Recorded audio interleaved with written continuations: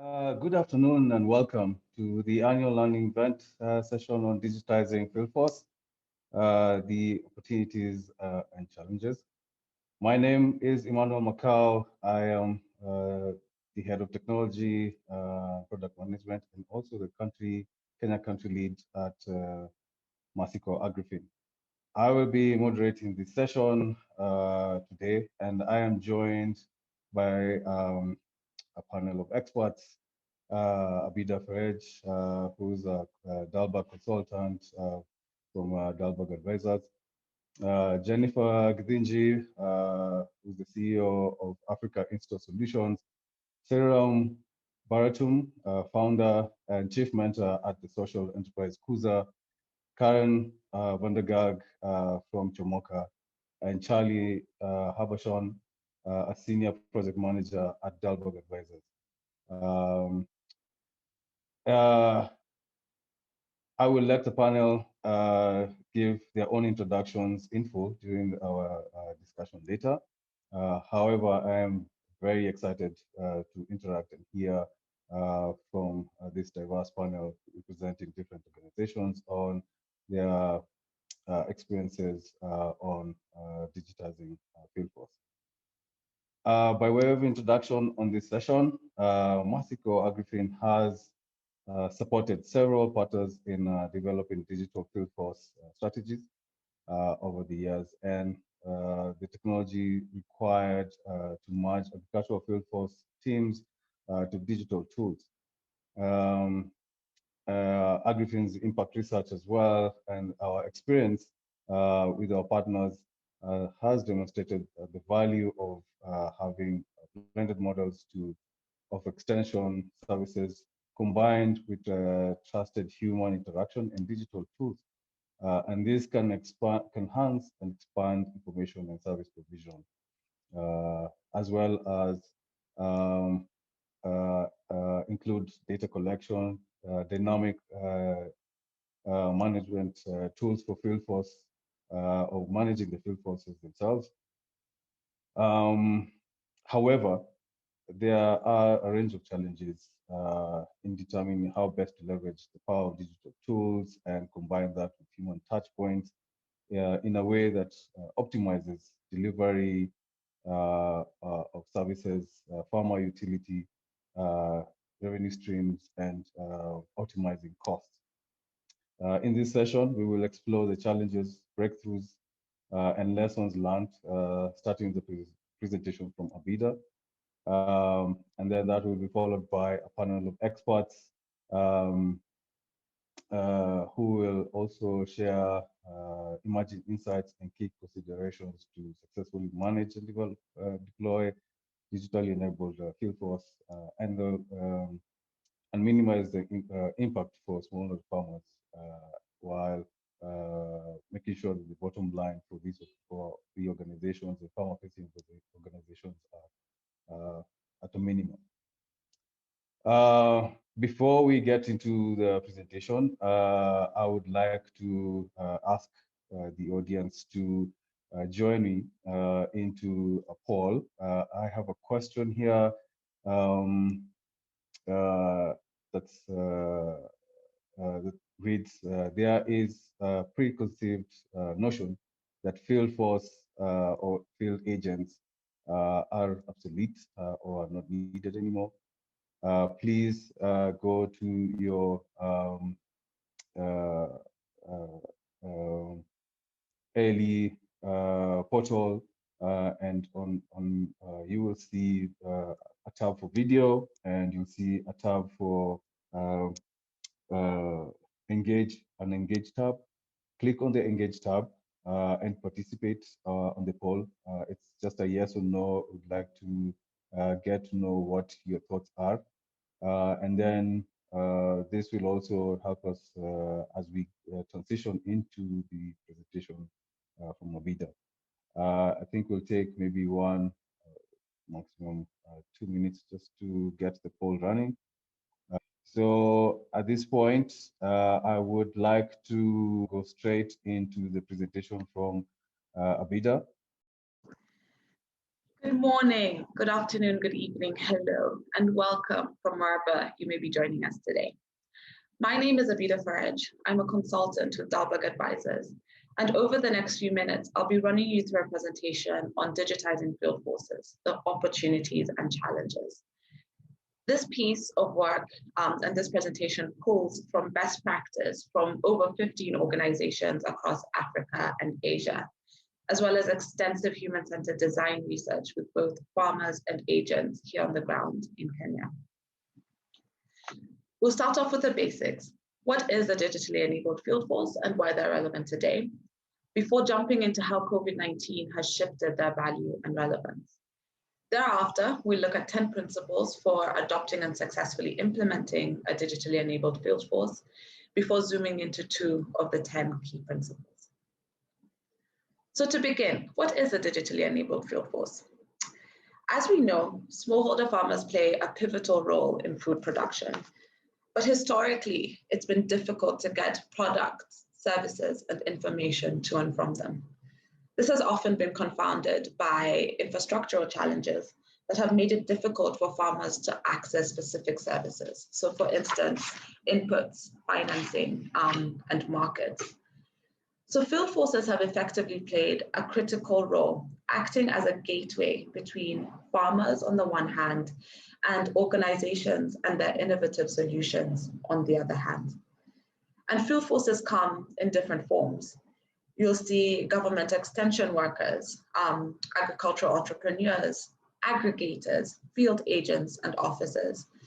And their role typically centers around improving agricultural productivity, incomes, and market access. And what you'll see on the screen here is 4 roles that we captured as really at the core of the role of field forces. So data capture, awareness and trust building, which is effectively building trust around the use of financial products and digital tools, issue identification and escalation, and finally, farmer education and support. And as we all know, COVID-19 has really impacted rural economies.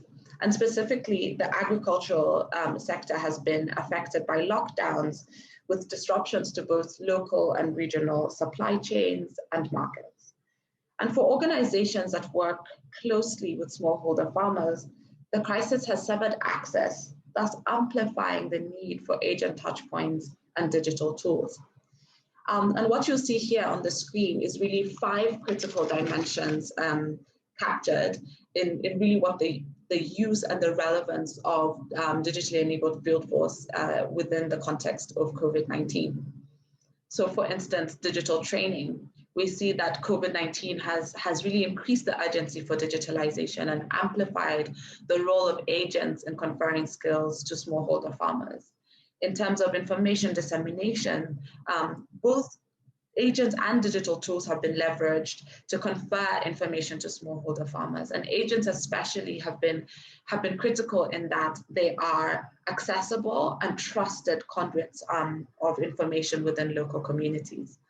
In terms of linkages, agents have been crucial information sources for organizations that may no longer be able to access smallholder farmers due to government-imposed mobility constraints. In terms of the continuation of service provision, ensuring that farmers continue gaining access to critical extension services, such as loans for inputs, and then finally, in terms of customer acquisition. And so to jump into really the core of this research, the 10 principles for adopting and successfully implementing a digitally enabled field force model. So the first is, when establishing a field force, the model should be aligned with the organization's objectives and vision.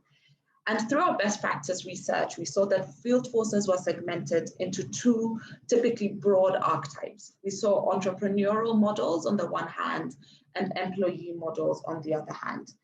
And for organizations where this choice was not deliberate, we often found mismatched incentive schemes, mismatched training programs, and incompatible roles and responsibilities of agents. So what's really critical is that the organization's vision matches the type of model selected. This goes neatly into principle 2. The field force design and desired outcome should inform the agent persona that an organization recruits. We'll jump into this a bit further a little bit later, but what it was is that agent characteristics should really correspond directly to agent recruitment criteria. Number 3, it is crucial to make early investments in a strong management and support network around the agent. And what this support network is critical for is for training, for data validation, issue identification and escalation, the reconciliation of agent activities, and finally, performance management. Principle 4, investment in onboarding and training should be made upfront to ensure that agents are fully prepared and supported in their role. And here the types of considerations around training are around the content, the mode of delivery. So are you doing in-person training or digital tools? And finally, training incentives. Principle 5, incentive schemes should be designed to drive the right behaviors and achieve desired outcomes and be clearly communicated to all actors. And the critical finding here is often that misaligned incentives and delayed payments are the highest drivers of attrition in field force or agent networks. Principle 6, digital tools are critical success enablers, but need to be underpinned by clearly defined processes. And the processes here that need to be considered are around communication, agent monitoring, and finally, payment reconciliation. Number 7, identify and plan for agents' critical touch points throughout the season to ensure that their experience and that of the farmer is optimized. Number 8, map the agent journey throughout the season and plan for both the busy and quiet periods to mitigate against the associated risks. I'll pause there because we'll jump into that one later. Number 9, take time to understand local complexities, adapting products and ways of working to meet the needs of agents and farmers. And here the complexities that one would need to consider are around infrastructural constraints that agents would need to navigate, the value chain, subnational language differentiation. So for instance, when conferring digital tools, what type of languages do they need to be converted into?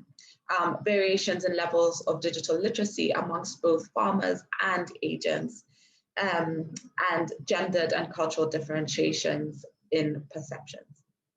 And then finally, principle 10, map and evaluate the agent and smallholder performance and put agile processes in place to allow for pivots in the model. And the types of measurements that would be crucial in a field agent model are around agent and farmer performance, the uptake of digital tools, and the accuracy of data collection. And so to briefly jump into 2 of the 10 principles, the first is around the type of agent characteristics that an organization should consider when recruiting agents. So here again, we've segmented against the 2 various types of models, entrepreneurial models and employee models. And what we saw were contrasting characteristics intrinsic within either of the 2 models. So for example, we saw that in terms of agronomic and value chain expertise, the employee models required much higher base levels. So here you saw organizations requiring a diploma or a degree, whereas entrepreneurial models required a much more deeper level in terms of the entrepreneurial mindsets. Another critical finding here, for instance, was around mobility. The degree that agents are mobile may define their ability to complete agent activities. But this was most critical in entrepreneurial models where agents typically may not receive a travel stipend. And we also found here that typically mobility constraints are often gendered. And then finally, principle 8, mapping the agent journey throughout the season to plan for both busy and quiet periods. And here what you're seeing on the screen is effectively the occupation rate of agents across the season. We found that agents were typically busy towards the latter part of the season, but they also had quieter periods. So effectively, it's pushing organizations to to really optimize on those quiet periods for things like training, but also confer additional support to agents through the end of the season where they're extremely busy and often find it difficult to complete their required activities. This research pulls from a pretty extensive study, which you can find on the Agrifin website. But if you do require additional information, please do feel free to contact any of the 3 names or email addresses on the screen now. I am extremely excited, however, to jump into a panel discussion and hear from the esteemed guests, and to dive into a bit more of the nitty-gritty details around how to effectively manage and deploy a digitally enabled field force. Thank you. Thank you for listening. Thank you very much, Abida. That was a wonderful presentation. Just going back to the poll, thank you very much for those who made the time to go into the poll and cast your vote. We got an overwhelming 75% of the participants saying that field force agents are still very valid, still needed. And I think also it'd be good to get your additional comments on the question and answer or the commentary slot on your ALE portal. So please you can add more comments in there, and you can also ask a few questions as we go into the panel session. At this point, I would like to let's move on to the panel session, where we'll have our speakers, talk to us about the experience and the insights, the challenges and the opportunities on field force. So we will have Jennifer Kidinji, Karen Vandergaag, Charlie Habashon, sorry, and Siriram Baratum join us, as well as Abida on the panel session. Welcome, speakers.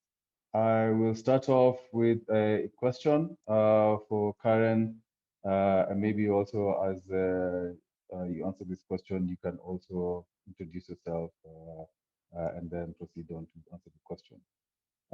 So we've had from the presentation that recruiting agents with skills aligned to your overall objectives is critical.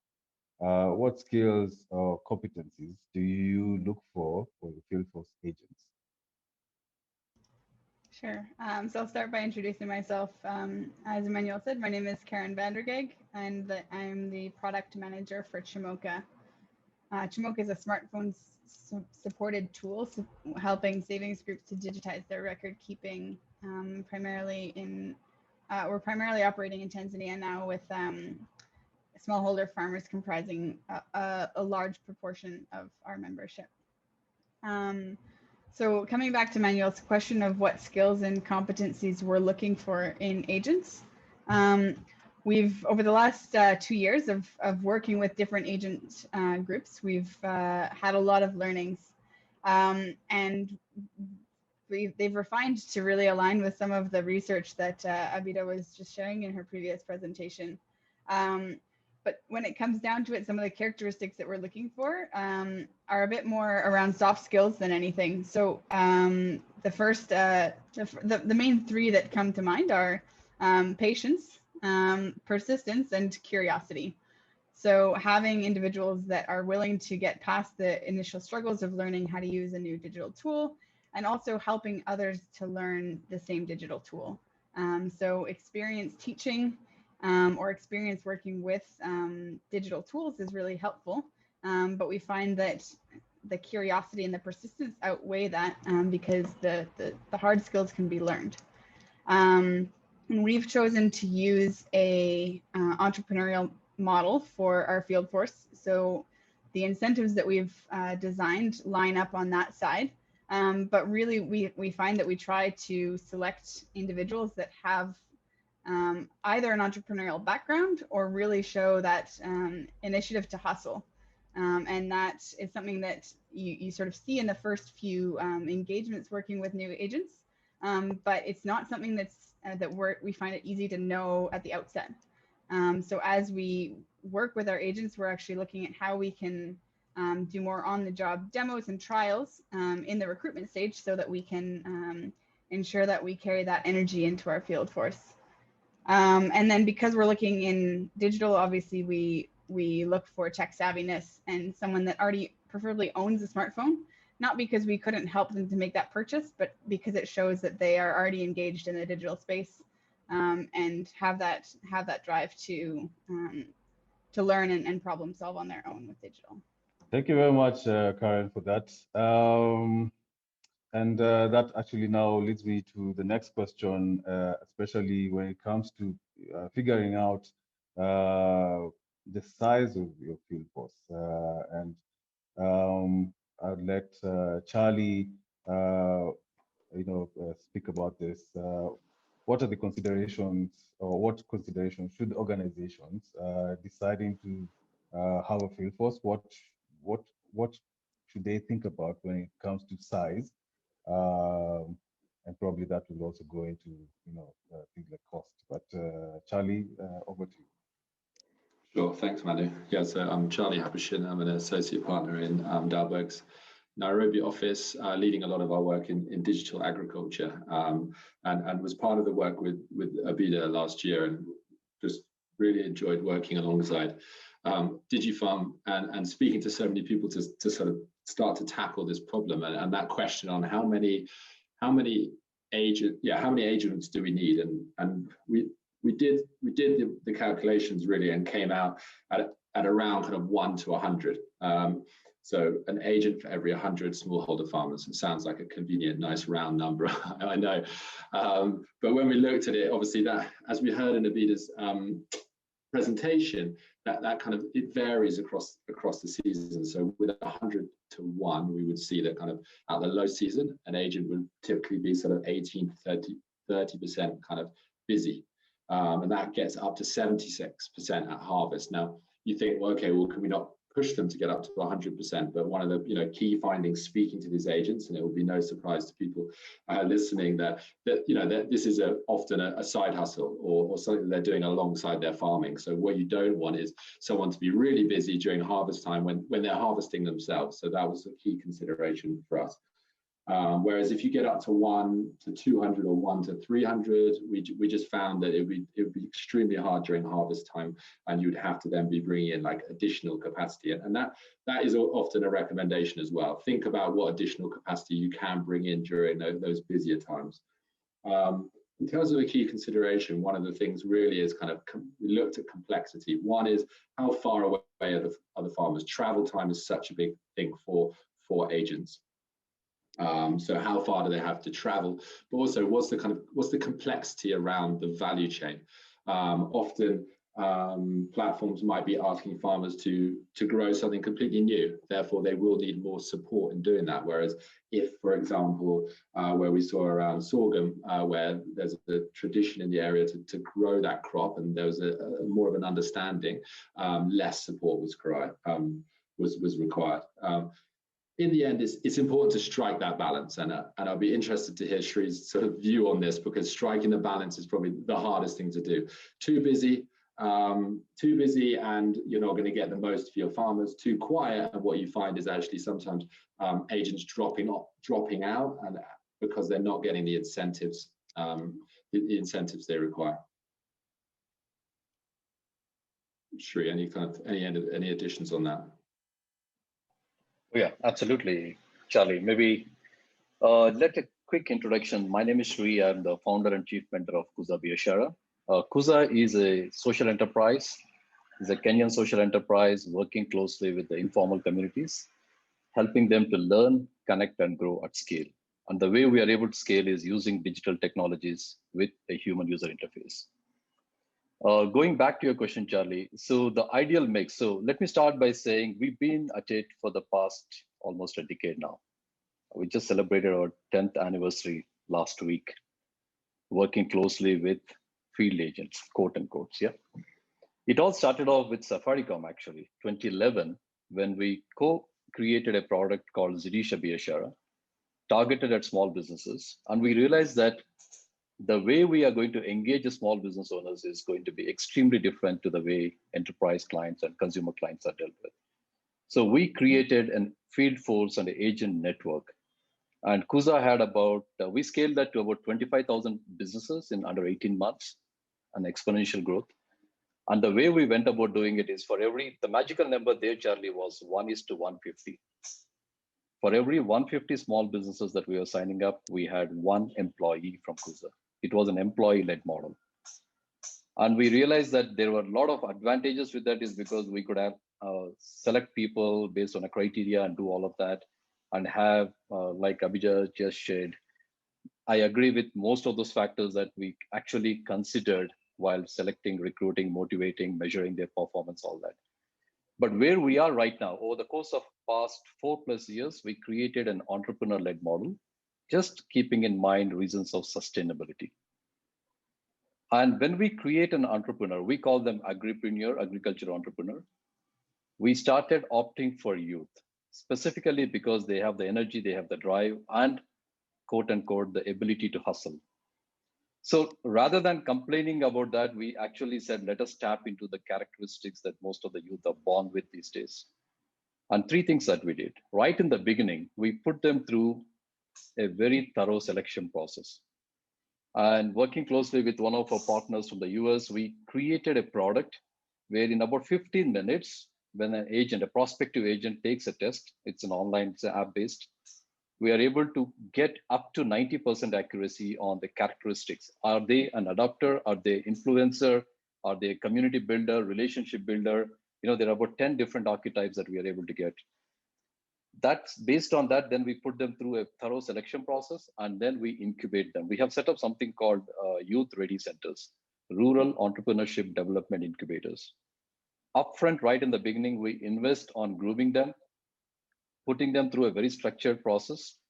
And as they are going through the incubation, they are already practicing what they are learning. It is extremely important that we do that piece, that they are not just going through this. And then they are given a set of digital, a suite of products with which now they are able to go out there and engage. So answering your question, Charlie, 1:100 is a good optimal number within the first year within the first 2 seasons. But from the second year, we have seen that they almost double, 1:200. And we have seen from approximately 5th season onwards, there are some top performing entrepreneurs who are able to manage as high as 500+, but they are outliers, exception. But I would say 250 to 300 is a good optimal number to go with. Thank you for that, Sri. And that actually now takes me to the next question, actually, about what you've done in terms of upskilling your field force, in terms of training and giving them these digital tools. What is the experience around this area? To be very honest, Emmanuel, I think we failed 98 times out of 100. Ours is a 2% success story. And I'm not ashamed to say this is because at least we have tried different things and failed many times. Today, we are managing a field force of about 3,400 people across who are manning about 4,000+ villages across 15 counties in Kenya and 3 countries, that is Kenya, Mozambique, and India. India is a continent for all practical reasons. In India, we are operating in 10 Indian states. Okay. And the reason why we picked this mix also is we want to fail quickly, fail forward, and see what works and what wouldn't work. Going back to your question, digital tools are great. We have some, we are borrowing some, we are renting some, all that is great. Selection is important, but I believe incubation and creating a support system for entrepreneurs is extremely, extremely important. Because what we learned over the last decade plus is most of these people, they don't know what they don't know. Now, how do you go about creating a support system where we call it an EFT.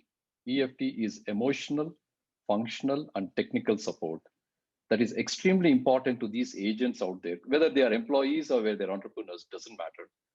They are lonely people out there, far in the bush, without any support. I mean, we deal with some of the large multi-billion-dollar multinationals who have 2,000, 3,000 plus field force, but majority of them are contracts. They are like a 1 year, 2 year contract. So they are all temporary, and very rarely you have permanent staff there. So when they become temporary, the investment in terms of talent building and others are extremely relatively low as compared to permanent employees.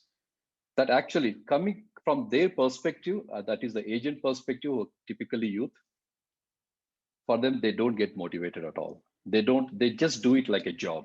You ask me to do data collection, you give me a shilling or a dollar per farmer, whatever is the unit cost. They keep doing that like a job. They don't really put their heart and soul into it.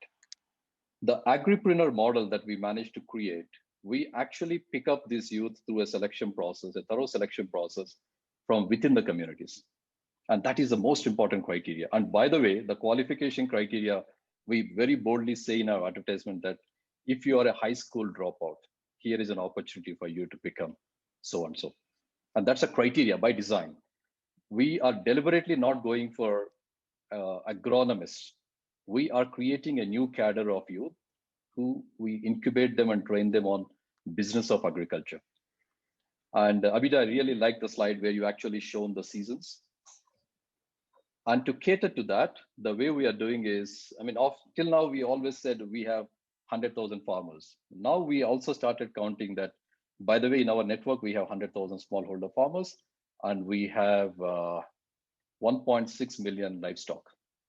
We are digitizing livestock. Okay, and now what that means is the livestock is not seasonal. The services that you need to cater to the livestock needs are throughout the year.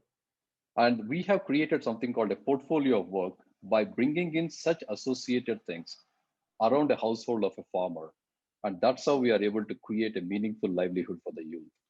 And to cover this, we have digitized. When I say digitized, we have created micro learning videos. These are short clips in 2 to 3 minutes for 40 different value chains, including livestock. That's an upfront investment we did as Kuza. And that is available to the agent through a portable digital kits, which is going to help them as a quick reckoner, which we call drip feed learning. You know, like a university degree is like drinking from a hose pipe versus a drip feed learning, when in the moment, in context, when you need to learn something, you're actually picking it or referring to it.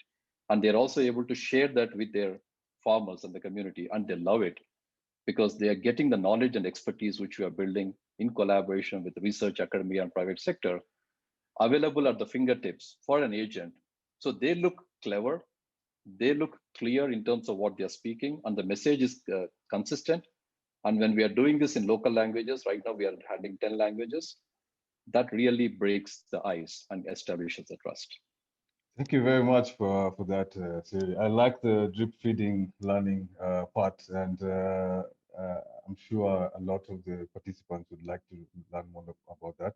But I want to probably give Jennifer Gibinji the chance to also talk about what it means when it comes to managing cost. What are the considerations? Jennifer, over to you. Hi, and greetings to all. My name is Jennifer Gibinji. I am the founder and CEO of Africa In-Store Solutions. At Africa In-Store, we work particularly in SME development, and now we are into agriculture, where we are now working with organizations such as Digifarm Kenya, which is a subsidiary of Safaricom, as their implementing partner. Right, so at AIS, we are currently in 7 counties across Kenya, and we have a field force of around close to 400, both young men, women, and youth. And so the question then about how do you manage costs is so critical, because how do you how do you manage this cost? Because the organization we have all these field forces, and they are the ones who are working with the farmers. So I think first and foremost, having to digitize all these, some of the processes has really helped. You know, by digitizing some of the processes and being able to do it, it's the training and some of these things where farmers are able to access even directly, and this is some of the things that we're working on, has really helped. So I think digitizing, because like especially with DigiFarm, where we are using mobile technology to pass as part of farmer extension services, has gone a long way to help minimize the face-to-face where agents have to meet with the farmers. So digitizing the processes has helped. Number two, I think also it depends also with the organization and its vision. And I think this is what Abida was alluding to in her presentation. Now, there are different models that you can look into. I shall say the employee one, where you pay either a retain at the end of the month, or looking at what Siri has said, where you have agripreneurs. And I think this is the way going forward. And this is something that we have also onboarding, whereby the field forces now, the agents are now, we are promoting or encouraging them to be agripreneurs so that they are also earning on the side. They are also driven. They are also passionate in what they're doing. It's not just come and as, you know, ticking box. Today I visited 5 farmers, because again, if you just do that, you will be ticking boxes rather than somebody who is also seeing an opportunity for them doing a business and earning money while at it. So we have seen that, and that has also helped, you know, accelerate and even achieve our targets even further, because they are seeing there's something in for them as well. And also based on that, that we are able to even get more data, and that also exceeds, you know, some of the things that we'd have them to pay for, because you are now seeing actors and agents who are also providing insights. And like, guys, have you thought about this? This is something that is also happening. And could we also improve our systems this way? And so we have seen using that route has also enabled us. The other thing that we have realized, especially when designing like a DigiFarm village-based model, this is something that Charlie mentioned, and this is the issue of travel. You know, when you're working in a specific area like in a village, you then need to recruit or look for agents who are residing in that area, agents who are well known, agents who are of great influence. And so they do not have to, you know, cross rivers and, you know, go over the other hills to be able to meet their farmers. Within that vicinity, in that area where they're residing, they are able to reach those farmers there. And therefore, transport has also is one of the greatest costs, especially dealing in the agriculture part, where the agents have to visit their farmers. So looking at a model whereby we are also looking at how do we then map the farmers to that particular agent, and letting also the farmers know, hey, this is your agent within this area. You will see that, oh, if he's well known, and meeting in their barazas, meeting in local areas where they normally do meet, the churches, that kind of thing, has significantly reduced our the costs that we're looking at as an organization. And the other thing is looking at also some of the incentives that you are, you know, you kind of plan to pay for the agents.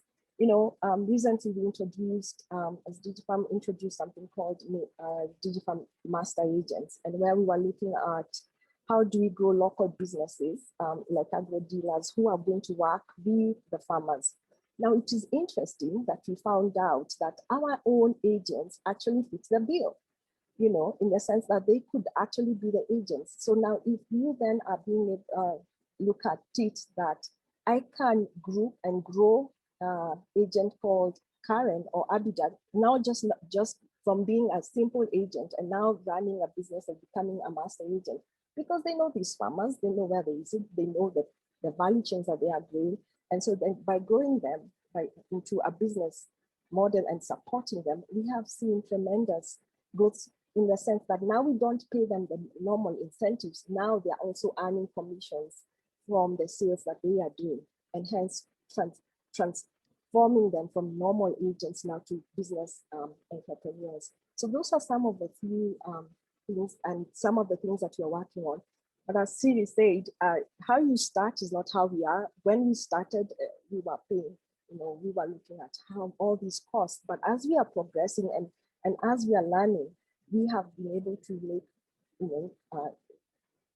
get insights both from the ground, from the team, from other stakeholders and actors, and improve our model and improve our systems and become more efficient in how we manage our field force.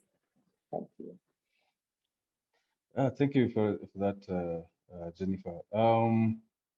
I'd like to just go into the topic of gender implications, especially when we are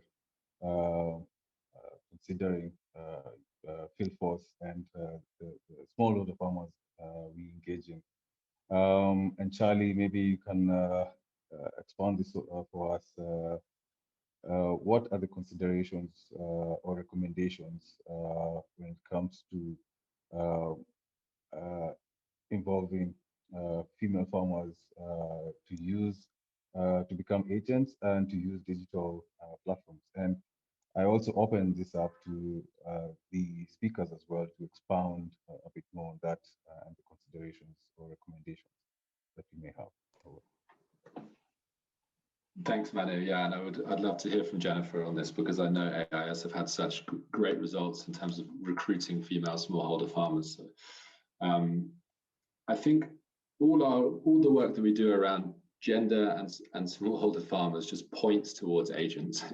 When we're making recommendations to organizations, to digital, ag startups, how do we engage more female farmers? It's double down on the agent network. The results are always so positive, and that works right across the kind of the life cycle, I suppose, from recruitment, where we see a higher level of trust from women smallholder farmers when interacting face to face rather than through a digital platform, to onboarding, where we see lower levels of digital literacy often in female farmers, so agents can help them to start to get used to using these digital products, but also around kind of sometimes the lack of mobility through time poverty and access to transport often means that by bringing inputs to the farm gate, or by being able to aggregate harvest at the farm gate, can provide better access to quality inputs at a better price, but also a better price for that final product as well. On the kind of first part of that question around female agents, there are lots of opportunities for women to get involved in the agent network, but what's also interesting is that does not necessarily equal a much higher than recruitment of female farmers. Often we see a really positive result as well for male agents to recruit female farmers. So sort of to conclude on that, I suppose it's double down on the agents that will bring you a great return in terms of recruiting and retaining, importantly, female farmers. But Jennifer, it'd be great to hear your thoughts as well. Yeah, Charlie, I mean, you actually said it right. We at AIS, we champion, and this is very deliberate. We really champion recruiting and female and women as agents, and this is something that we noticed in a previous assignment where we were working on. We realized something, that women, if we call them in a baraza or in a farmer meeting, and especially when we're talking about when we are working on a product which is digital, majority of the time what they will do is that there's fear of managing or dealing directly on their phone. So they would ask you that, would you do this for me? And you're just standing next to them, and you probably just a second before, you are just giving them the entire process and telling them, you do this, star, do this, and the other, go this. And either way, they'll just tell you, just here's my phone, do it for us. And so we just realized that generally, especially with older women, and they also make a bulk of our farmers, majority of them, there's a fear with regards to digital technology, and especially in agriculture. So now what we also saw is that if we bring their friends who have gone through the training and and they know, and we have done robust training about them, and we have also explained to them some of the things that they should also expect. you will see that the women are able, the farmers especially, they're able to break down a little bit. They're even able to laugh about it, make jokes, because they can trust and they feel a little bit easier around them. That's number one. Number two, it also alludes to what Abida said in her presentation, where we see increased participation of female farmers, especially if they have the women as agents. So we have seen women using their own networks. Say, for example, their chamas, their churches, their, round smallholder, round table meetings and that kind of thing, inviting other women, and even if they go for any social gathering, you'll see, oh, by the way, we are doing this, so come, in fact, we'll have tea. And, they break down this whole aspect of trainings in a way that it becomes a very social event where for them they come and learn.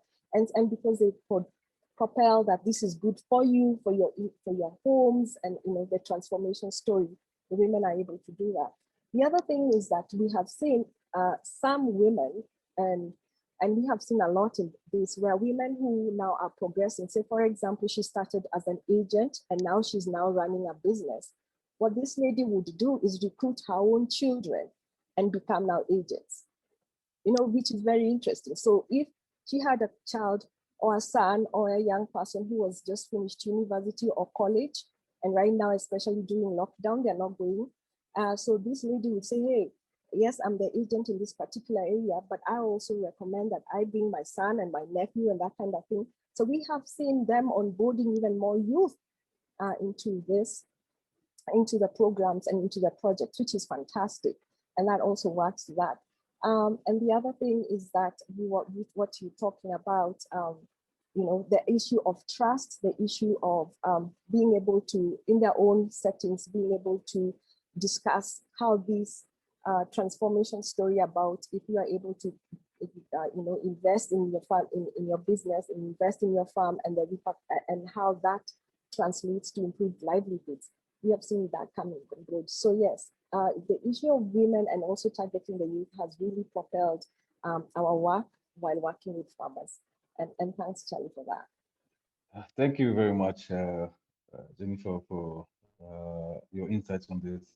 I would like to take one or two questions from the audience. We have one here on incentives. Which agent incentive models have proven effective to keep them engaged? Maybe any one of you can take over this question. And also, for the interest of time, let's keep it short. Sure, Emmanuel, happy to go. I think in terms of the considerations, you have to first start by going back to that initial question. Do you have an entrepreneurial model or an employee model? With an employee model, you saw that it was more consistent. Agents are receiving compensation on time on a monthly basis. When you get onto entrepreneurial models, it gets a little bit more tricky and there's a lot more considerations in play. One, it's the combination of financial incentives and non-financial incentives. Are you giving these agents opportunity for career progression, for example, or opportunities to, say, co-invest in a motorbike? And I think this was really important for entrepreneurs. A second consideration is that chart where we had busy periods and quieter periods. So for entrepreneurs, is making sure that when they're earning directly connected to activities, that in quiet periods that they're still gaining some compensation. We found that in those quiet periods where agents were sort of earning less, that this was a higher or pretty high driver of attrition. So I think those are some of the key considerations. And then one which seems obvious, but we found a lot of organizations didn't really apply, is really paying agents on time. So you found that some organizations had slight delays in their payments. And this meant that agents then couldn't trust the network and couldn't trust that they would get paid for all the activities that they would complete. So there are many things, but especially in that entrepreneurial-based model, there's a lot more considerations to make to ensure that you keep agents on board. Thank you for that. I have one more question for Karen here.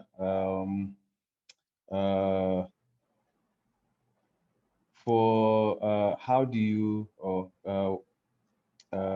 know, they would like to know more about how how you test for soft skills for your field force. And then after that, Karen will move on to the next session. Great. So I think we have right now we're really investing in learning how to really select for those soft skills. But one of our key learnings has been to not take shortcuts in the selection and identification process of new agents. And Sri spoke to this already quite a bit. But really getting sort of hands-on with the selection, getting technology in their hands while you're looking at different candidates. And seeing how they respond to challenges. So if they struggle with a step during the initial training, that doesn't mean that they shouldn't be considered, but the way that they approach the challenge that they encounter is much more important than actually their total speed of sort of learning how to transfer or download an application, for example. So we look more at what the surrounding environment is than simply the total time to complete the task. And really, I would say that that's been our biggest learning and where we've seen the most returns in agent selection and retention is finding those agents that meet the soft skill targets of patience and persistence and continued curiosity, willingness to troubleshoot and keep hustling. Great. Wow, the time has just flown by, but I would like to thank the panelists and the speakers for their time on this session and for the presentation that was done. Thank you very much for your insights and your uh, uh, the information that you provided to us. There's a lot more questions. I can see a lot more coming in. We will keep all these questions and also make sure that the panelists, all the speakers, can be able to share or answer some of these questions, and we'll have them posted on the ALE portal, and as well as your in the ALE portal, you can also engage with the speakers and continue to interact with them and ask as many questions as possible if your question is not will not be answered here. At this point, I would also like to acknowledge in terms of the awards on logistics and last mile service delivery. And I would really like to congratulate our partners, iProcure, Hello Tractor, and Vitalite for being the winners in this category. iProcure is one of the largest growing agricultural supply chain platforms in Africa, providing last mile distribution services linked to digital inventory controls at local agro-dealer outlets. Hello Tractor is a leading digital mechanization sharing platform reaching over 14 million farmers and 130 partners across Africa and Asia. And Hello Tractor has been recognized for improving farm businesses by increasing the availability of mechanization services. And lastly, but not least, Vitalite for increasing access to agronomic information by providing agents with visual media that enhance the standard of information being shared while promoting adoption of clean energy. The award was presented by the Agrifin Advisory Council member, Mombeki Baregu. Kindly visit the early virtual portal to view the video recording. Congratulations yet again for the winners, and we look forward to continue working with you. Without any further ado, I would like to again thank the speakers for your time today, and for the participants who logged in. We thank you for giving us your time as well. I would like to sign off and thank you very much, and have a great remainder of the day as you go through the other sessions of the annual learning event. Thank you very much.